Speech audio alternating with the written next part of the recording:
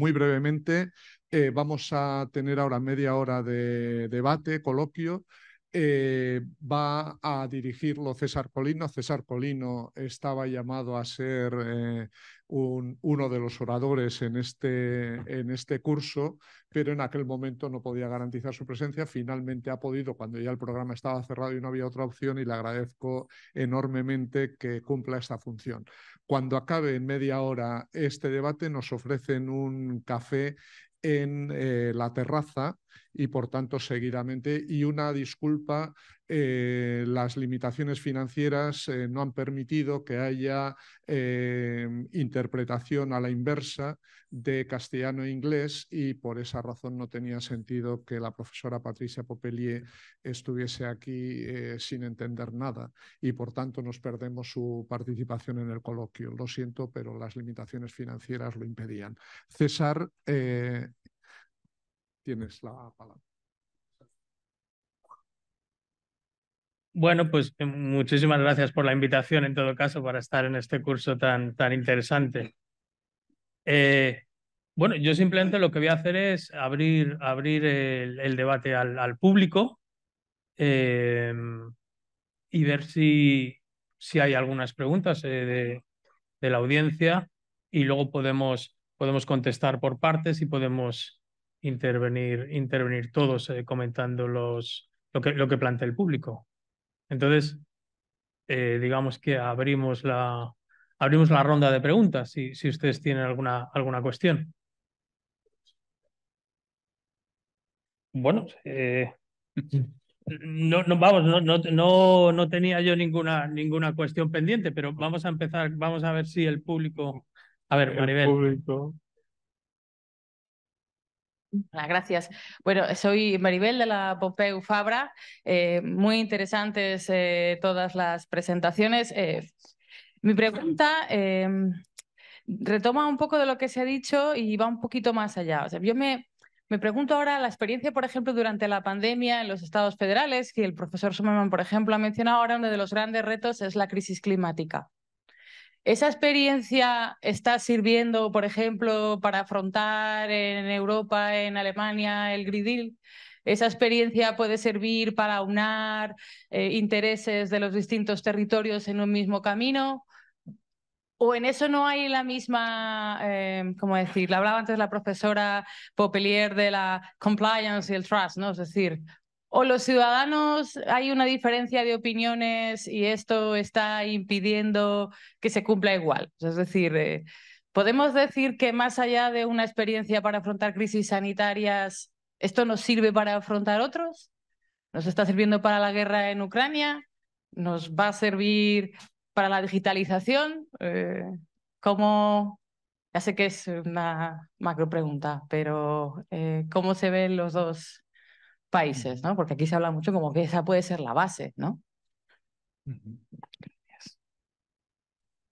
Bueno, ¿queremos contestar? Sí, muy buena cuestión, porque justamente hablamos, hemos aprendido una lección o no, ¿no? Este sería poco si solamente esperamos a la próxima pandemia para aplicar estas cosas. Por eso yo creo la pregunta es si podemos aplicarlo, por ejemplo, en cuanto al cambio de clima o otras cosas también. Yo creo que esta crisis, de todas formas, ha puesto en la conciencia de la gente la importancia de los distintos niveles, que cada nivel tiene su tarea. Yo me explico. Tomamos el cambio de clima.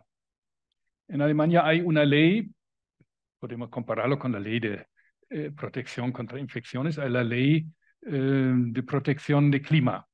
Pero al mismo tiempo hay, por ejemplo, a nivel de los Länder, porque la federación ha dejado en este caso un poco de poder regulatorio, hay también leyes en los Länder para lo que resta. Y también los gobiernos locales tienen su tarea. Vimos actualmente en Alemania, un poco como en la crisis de COVID-19, que hay experimentación, cómo podemos mejorarlo. Por ejemplo, hay una política muy individual de los gobiernos locales en Alemania. Algunos han, por ejemplo, introducido normas a obligar a los dueños de casas de utilizarlo para producción de electricidad a través del sol o no. Y yo creo los mecanismos de coordinación que se han desarrollado estructuralmente son similares.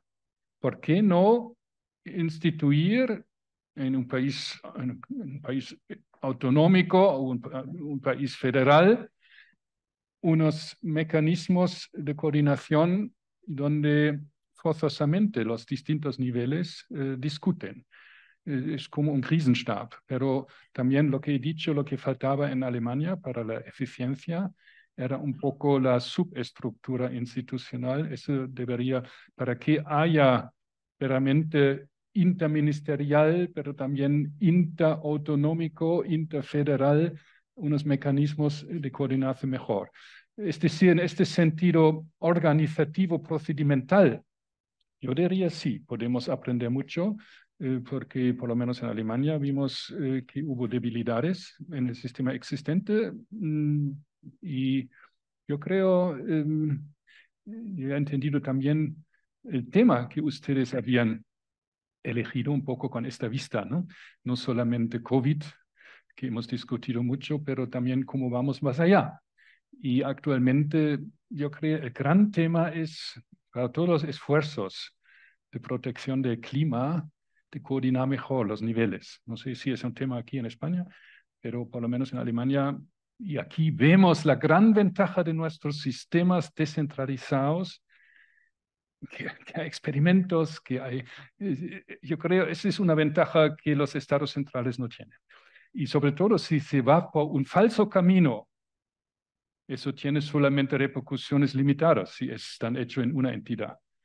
Mientras en el caso central, una vez se elige una vía y si la vía es falsa, fracasa lo total. Y aquí tenemos que ver lo que tenemos en un sistema autonómico, en un sistema federal. Tenemos que apreciarlo, a pesar de la complejidad que produzca. Sí, sí, yo contestaré por mí y os haré contestar una cosa por Patricia, ya que no está, porque es una cosa que Patricia mencionó. En Canadá, el medio ambiente evidentemente es probablemente la gran crisis que Canadá va a afrontar. El problema de Canadá es que es muy heterogéneo en esta materia de intereses. Tienen verdaderos, pese a tener un robusto sistema de relaciones intergubernamentales, tienen grandes problemas para conciliar los diversos intereses de las provincias. Provincias con recursos naturales, provincias que no lo tienen, pero que son dependientes económicamente, en cierto modo, de las que lo tienen, y es un país que es un continente, que lo cual también afronta un reto. Pero por poner un ejemplo, el gobierno federal puso en marcha una normativa de impuesto de CO2, el cual las provincias podían implementar el suyo propio, pero si no lo hacían, se aplicaba el impuesto federal. Alberta, Saskatchewan se negaron a crear su propio impuesto. Se aplicó el gobierno federal. Casus belli contra el gobierno federal, coartan nuestra industria, coartan nuestro desarrollo, etcétera. Una importante crisis, podríamos llamar. De nuevo, la relación, el intercambio de la incompatibilidad para unar todos los intereses. Si el sistema federal permite instrumentos jurídicos que aúnen estos intereses, que se llegue a compromisos. El problema es la falta de voluntad política para afrontar estos retos, pero son retos que trascienden las fronteras y retos que, como nos decía el profesor Swaminman, el sistema federal nos permite afrontar mejor que de una manera unitaria, siempre que haya voluntad. Y en relación con el otro aspecto que Maribel mencionaba sobre la confianza ciudadana, sobre el cómo responder hacia futuras crisis, y Patricia lo mencionaba sobre este proyecto europeo Legitimul en el que trabajan nuestras dos instituciones. De hecho, desde el EURAC nosotros lideramos este proyecto. Es un proyecto que se basa precisamente en eso, en intentar encontrar una respuesta legítima a futuras crisis, en intentar desarrollar un toolkit que nos permita saber cómo reaccionar de manera legítima a las próximas crisis, sean sanitarios o sean de cualquier manera, y cómo estas afectan a el Estado de Derecho, a las cuestiones de financiación, a las relaciones entre los dos niveles, cómo manejar una crisis en estados compuestos entre el nivel federal y el segundo nivel. Esto es un proyecto que empezó en octubre de 2022, por lo tanto está todavía en su primera fase, porque son 3 años, pues un proyecto que dará, esperemos que dé resultados, que dé respuestas precisamente a tu pregunta. Muy bien. No sé si hay alguna otra pregunta. Sí, por ahí. Ahí tenemos. Si no, recoge varias, ¿no? Y contestamos todos juntos. Sí, vamos a recoger. Sí, muchas gracias. A mí me han parecido intervenciones magníficas. Yo debo decir que he aprendido una barbaridad. Mi pregunta tiene que ver con qué sabemos de lo que piensan las opiniones públicas en los países sobre esto. Y tiene que ver porque uno tiene la sensación, probablemente equivocada, de que al menos en Europa el ascenso de los populismos de derechas va unido a una cierta demanda de centralización de las decisiones, a una cierta demanda o una cierta crítica del sistema político establecido por complejo, por ineficiente, esta idea de que centralizando somos más eficaces. En fin, me gustaría algún comentario al respecto por parte de los ponentes. Bien. Quizá podemos recoger alguna otra pregunta y tratamos ya. Sí, adelante. Sí, bueno, en primer lugar me disculpo por adelantado porque he llegado tarde, igual la pregunta ya está respondida antes, pero es una pregunta más bien de carácter político, pero claro, teniendo en cuenta que Canadá está al lado de Estados Unidos y Estados Unidos parece que hay un surgimiento muy importante del populismo, pienso que también de los sistemas federales, es decir, que hay minorías reales o supuestas, pues parece que pueden ofrecer un caldo de cultivo perfecto al populismo. Y existe una influencia del populismo en Canadá y también a nivel de minorías reales o supuestas federales. Bueno, si quieres empezamos por esto último. Sobre la primera pregunta, yo sé que es una visión muy extendida, el asociar no diré el populismo, pero sí la reivindicación del centralismo con los partidos de derecha. Creo que es una visión muy sesgada desde el punto de vista español. En Canadá, principal reivindicador de los derechos de las provincias siempre ha sido el Partido Conservador, lo cual en Italia, por ejemplo, los partidos que han reivindicado la autonomía, tradicionalmente siempre los partidos de derecha, la Lega, antes llamada Lega Nord, ahora el Partido Democrático y la democracia cristiana, vamos a disolver, pero sobre todo el Partido Democrático con Renzi intentó una reforma del Estado regional italiano para reducir las competencias de las regiones. En Australia quizá podemos encontrar también un caso similar. Por lo tanto, es, a mi modo de ver, quizá caer en una lectura demasiado con lentes. En España es cierto, en otros estados es cierto, pero yo no diría que es una tendencia a nivel nacional, a nivel global, perdón. Y de hecho creo que en un tiempo saldrá un libro de Alan Fenna y André Lecour precisamente sobre esta cuestión de federalismo e ideología. Y sobre la influencia de Canadá, de los Estados Unidos siempre tienen cierta influencia en Canadá, tienen influencia en todo el mundo. Pero Canadá, de nuevo, es muy heterogéneo. En Alberta, en Saskatchewan, las provincias más conservadoras de Canadá, encontramos gobiernos de sesgo conservador muy populistas, al estilo Estados Unidos. Y la oposición conservadora de Canadá en los últimos años se ha tendido mucho hasta estas posiciones populistas. Y si Pierre Poilievre se convierte en el próximo primer ministro de Canadá, lo cual, dadas las últimas encuestas, no sería descartable, el ciclo de Trudeau parece que está agotado, podría ser un gobierno de corte de cierto corte populista. Pero de nuevo, el sistema federal probablemente se pueda configurar como una gran salvaguarda hacia hacia este tipo de políticas. De nuevo, la experimentación o la posibilidad de replicar modelos diferentes en los diferentes niveles. Yo creo la pregunta referente al público, a la opinión pública, es muy, muy importante porque tiene que ver con la legitimidad de nuestros sistemas. Yo quiero distinguir jurídicamente, constitucional jurídicamente, entre legitimación democrática, se pasa por las elecciones, eso es claro, pero tenemos también el factor más sociológico de la legitimidad, de la aceptancia del sistema cuando trabaja.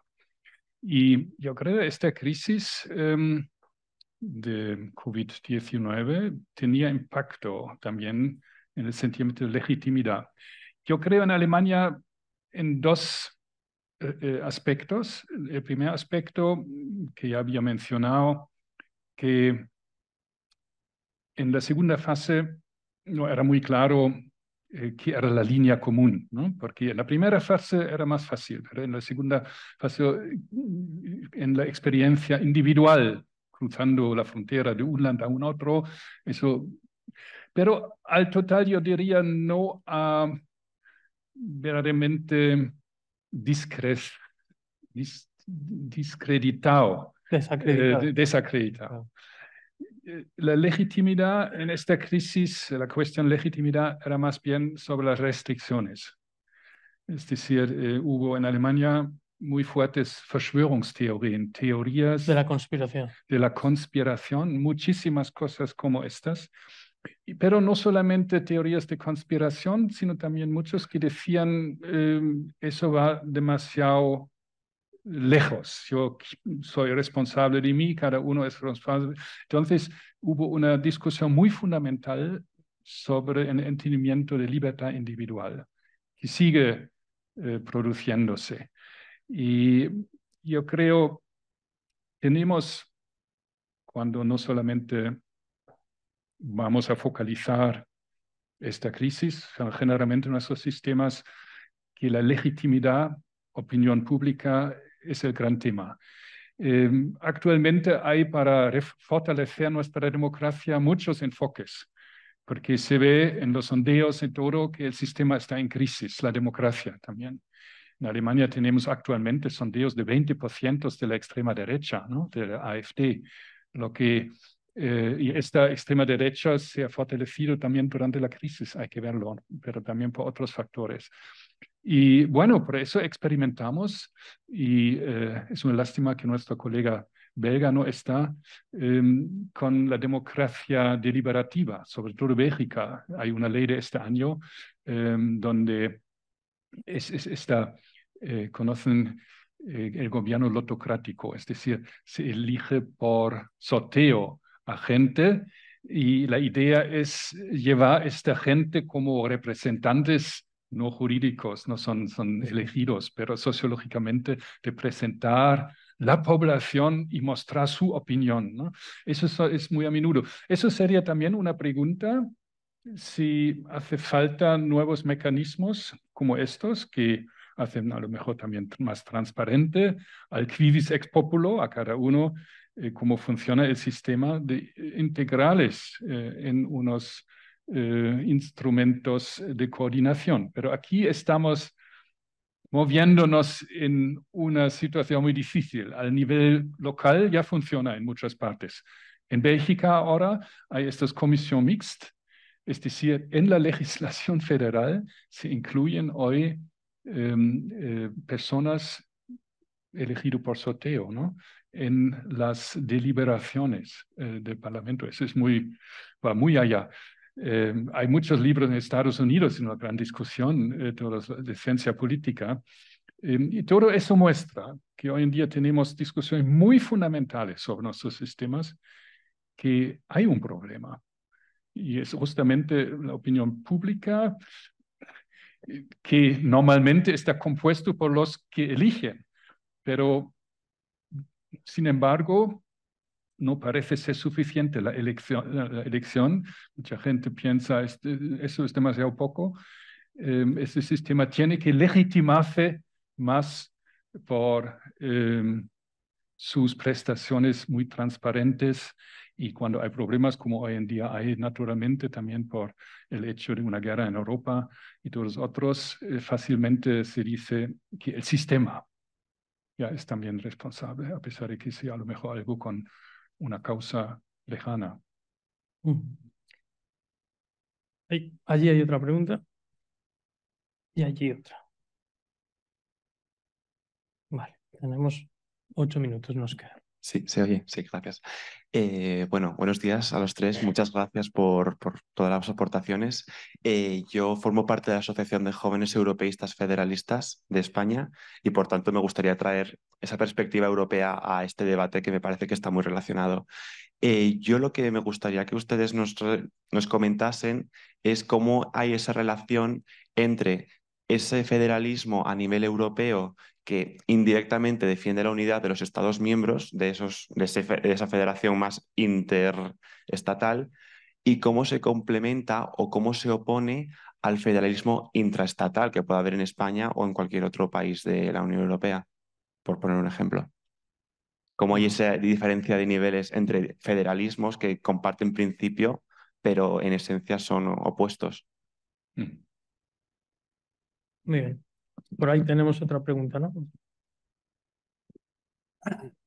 Estamos acostumbrados a hablar del nacionalismo soberanista, independentista. Es un fenómeno que lo tenemos más estudiado y analizado, pero en la medida en que hay sistemas políticos descentralizados con poderes locales, el nacionalismo tiene otra vertiente también, que es el poder de las élites locales, que no es un nacionalismo con la vocación de independencia territorial, pero sí es un nacionalismo con vocación de independencia política. Alberta es un caso muy claro en lo que hemos comentado de Canadá, pero yo afirmaría que, sin hacer un chiste, la Comunidad de Madrid es en estos momentos Alberta. Es decir, tiene un nacionalismo muy exigente, que continuaría con el chiste, no se proyectaría solamente contra un gobierno de España actual de color diferente.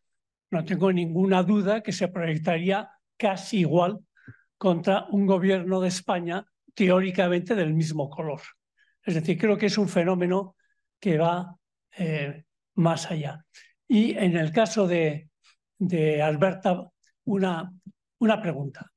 Me he dedicado al mundo del urbanismo y me he dedicado al mundo de la energía, y hay algo que no termino de entender.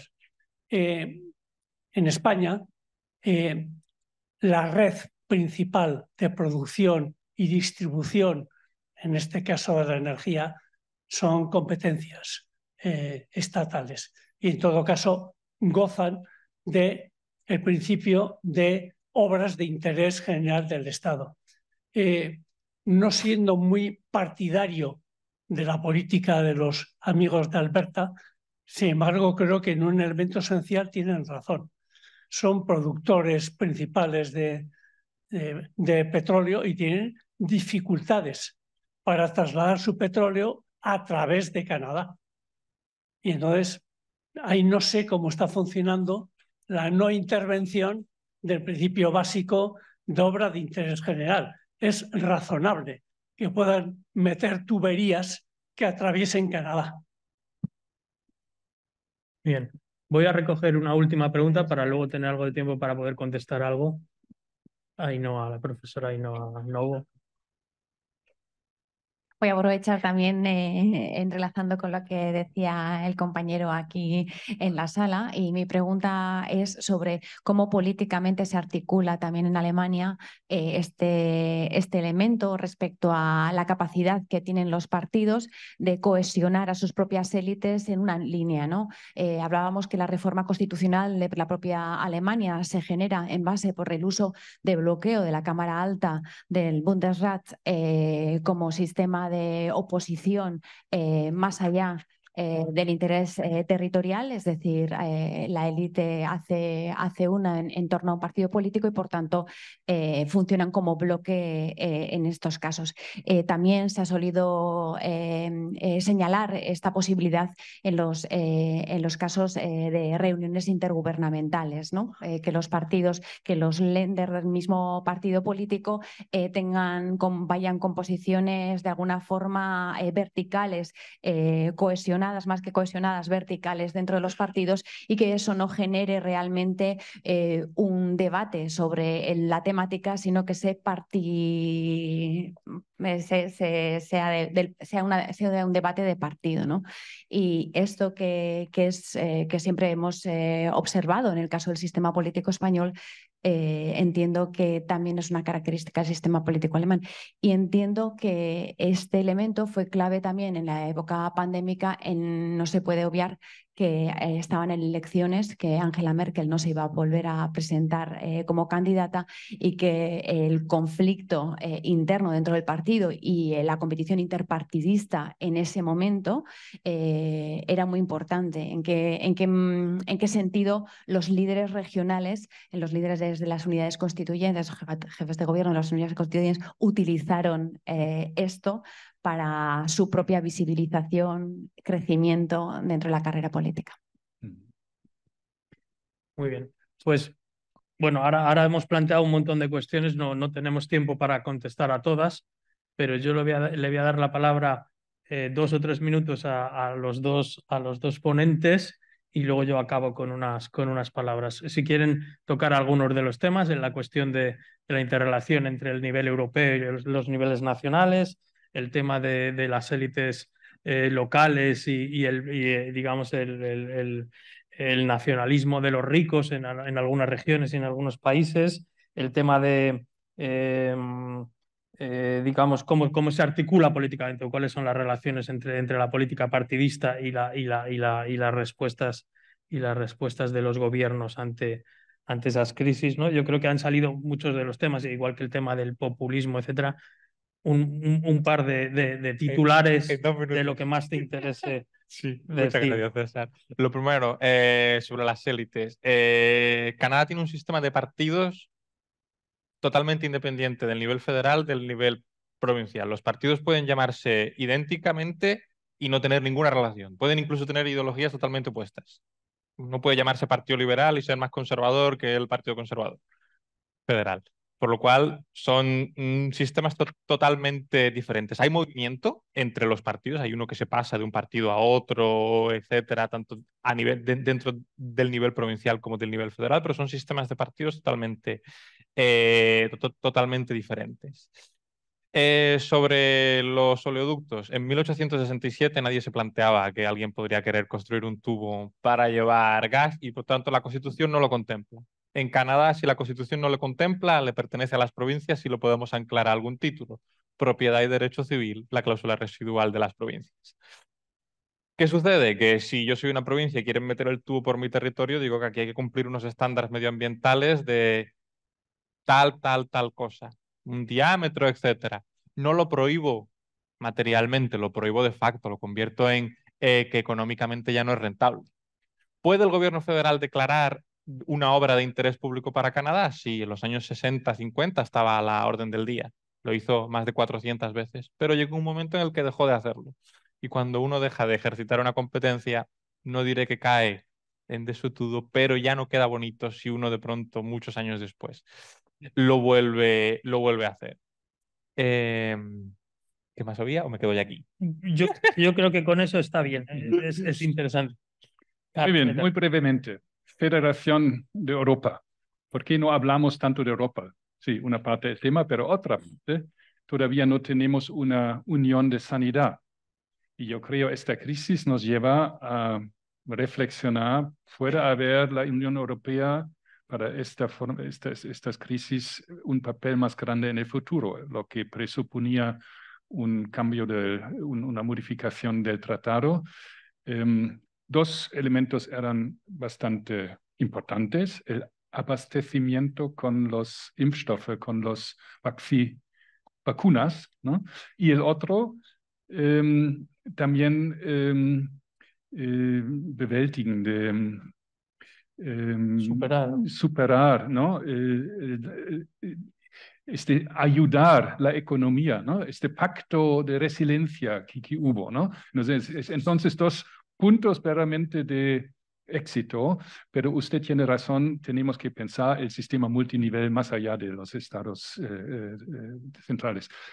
El papel de los partidos políticos, claro, algunos han intentado decir nosotros lo hacemos mejor que los otros, pero lo que me llamó la atención era que hubo unas coaliciones muy extrañas, por ejemplo, entre Baviera y Baden-Württemberg. Baviera, CSU, Baden-Württemberg, los verdes, los ecologistas.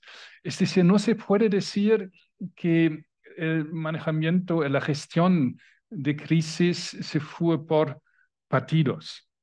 Esa era, yo creo, una cosa positiva en todo eso. Claro, algunos decían, en Nordrhein-Westfalen están aliviando las restricciones, es populista, hubo reproche de otro land, pero en total eso era muy poco. Entonces, la investigación empírica en este sentido sería interesante, ¿no? Si en tiempos de crisis se pierde un poco esta división por colores políticos.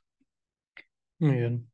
Sí, bueno, yo creo, por concluir este interesante debate, que si algo hemos aprendido es primero que la política importa.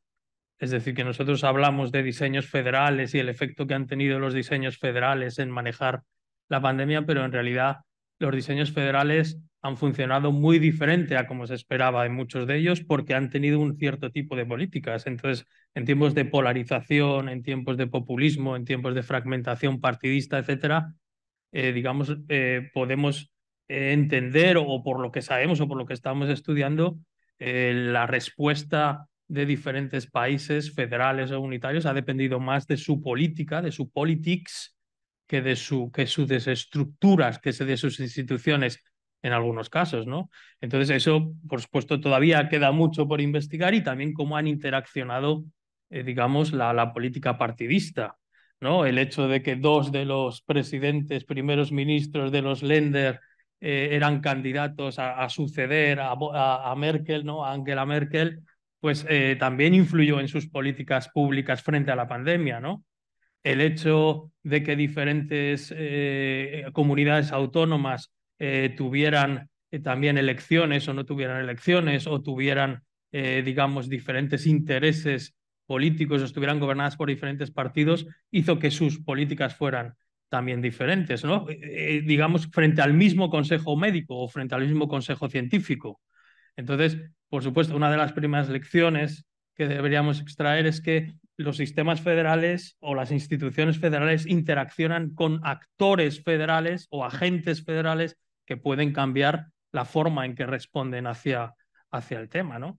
Pues el ejemplo de Madrid es clarísimo y es por decirlo así, deplorable, ¿no? Porque es claramente un ejemplo de actuación populista frente a la pandemia y una de las regiones de Europa con más muertos, donde la economía, si podemos dividir el interés principal de las diferentes regiones frente a la pandemia en términos de los que priorizaron la salud pública y los que priorizaron la economía, pues claramente tenemos unos que priorizaron la economía, ¿no? Entonces, las razones de todo eso ignoran la ciencia, ignoran los consejos científicos, ignoran incluso el funcionamiento tradicional de las instituciones o la distribución de competencias tradicional y producen resultados que nosotros, pues como científicos políticos o científicos sociales o juristas, pues debemos entender, ¿no?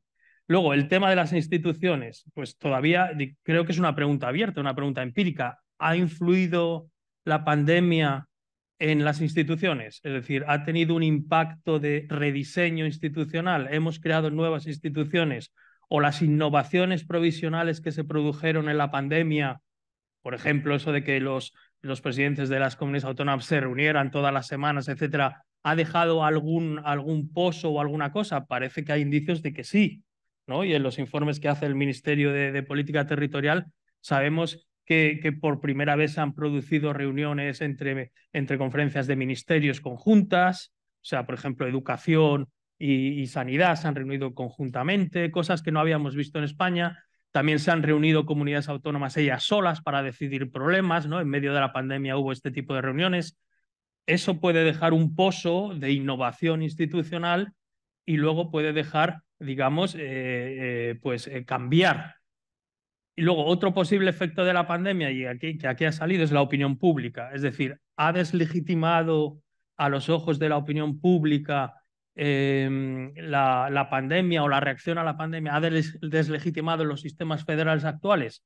Pues parece que no hay demasiada evidencia de que haya habido una deslegitimación, aunque en algunos momentos en las primeras fases hubo por supuesto, pues, más partidarios de la centralización, pero también hubo lo contrario, es decir, nosotros hicimos una encuesta en medio de la primera fase de la pandemia con 8.000 o 9.000 preguntas y nos encontramos pues a gente de Vox, votantes de Vox, siendo más autonómicos que nadie, porque el gobierno central era una coalición de izquierdas.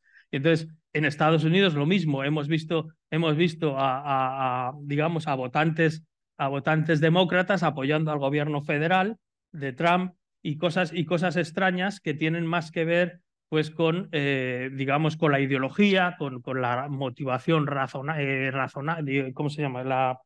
El razonamiento motivado, ¿no? Y otro tipo de sesgos cognitivos de la gente, ¿no? Que es capaz de apoyar a un gobierno porque es de su partido, más que por lo que está haciendo, etcétera, etcétera. En todo caso, todo esto todavía tenemos mucho por investigar, tenemos que saber, porque, claro, la deslegitimación en la opinión pública es uno de los incentivos para la reforma de los sistemas territoriales.